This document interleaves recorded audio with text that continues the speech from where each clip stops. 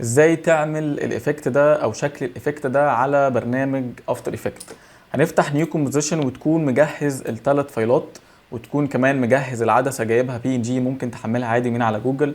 تاني خطوه ان انت هترسم شيب او هترسم دايره ويكون ليها فيل على شكل العدسه بالظبط، وانت بترسم كده ممكن تدوس على شيفت عشان الرسم يكون مظبوط معاك. فممكن مثلا تكتفي لحد كده وتجيب السلكشن تول عشان تحط الدايره مكان العدسه بالظبط. تالت خطوة ان انت تدخل او تنزل العدسة، تنزل الشيب تحت العدسة عشان بس تفاصيل العدسة تظهر. واخر خطوة معانا ان انت تربط الثلاث فايلات دول من التراك مات، تربطهم بالشيب، وبعد كده تربط الشيب بالعدسة، بس هتربط الشيب من اللينك العادي بالعدسة. فانت كده لما تيجي تمسك العدسة هتلاقي الايفكت بتاعك حصل بالشكل ده.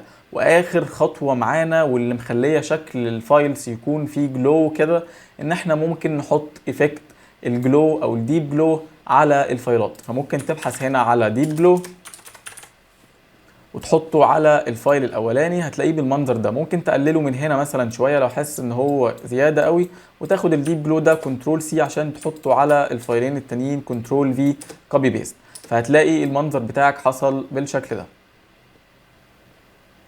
لو عجبك النوعيه دي من الفيديوهات ما تنساش تعمل لايك وفولو، واكتب لي رايك في الكومنتس.